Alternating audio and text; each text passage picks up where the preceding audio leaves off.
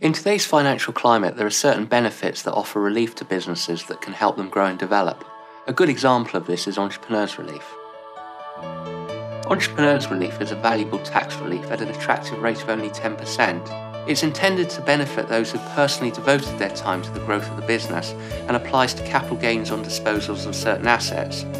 Those assets are restricted to trading businesses, and therefore it's beneficial for the entrepreneur to manage their business in a way that maximises claims for Entrepreneurs Relief.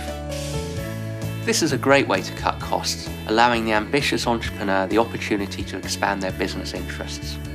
Entrepreneurs Relief is available on the disposal of a trade by the self-employed or shares in a trading company. The trade or trading company must have been owned by the entrepreneur throughout the 1 year prior to the disposal. They should also ensure that they meet other qualifying conditions. In meeting these conditions, the more complex areas of Entrepreneurs Relief include disposal by trustees, the sale of shares relating to the cessation of employment, the minimum holding requirements, liquidations and winding ups, and finally the sale of whole or part of a business. Entrepreneurs Relief has to be claimed. It's a taxpayer's responsibility to maintain a record of all gains on which Entrepreneurs Relief has been claimed, and the claim must be made within 21 months of the end of the tax year in which the disposal occurred. Entrepreneurs Relief is available if there's a qualifying beneficiary of a trust. That beneficiary has to be personally involved in the ownership and conduct of the business and willing to surrender some of their £5 million lifetime allowance to the trustees. Entrepreneurs Relief is intended to benefit those who've personally devoted their time to the growth of the business. It therefore only applies to trusts if there's a qualifying beneficiary who owns at least 5% of the shares of the company outside of the trust. In connection with shares, there's an employment requirement. An individual must be an employee or officer of the company throughout a 1 year period ending on either the date of the sale of the shares or the date the company ceases to trade. Problems can arise due to the requirement to hold at least 5% of the ordinary share capital of the company.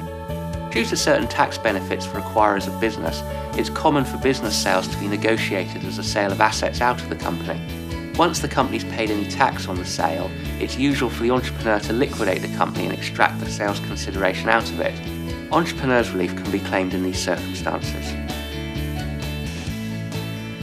Entrepreneurs Relief also applies to the business operated as a sole trader or as a partnership.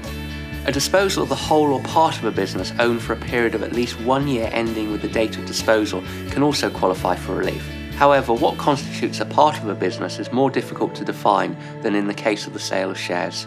In the case of the sale of shares, there's no requirement for any withdrawal from the business to take place. Provided the employment and 5% holding conditions are satisfied, then any relevant share disposal by that individual will qualify for Entrepreneurs Relief no matter how small, and regardless of whether that individual continues as an employee or not. So, if you're an entrepreneur and feel that you might qualify for Entrepreneurs Relief, come in and see us and we'll see what we can do to help.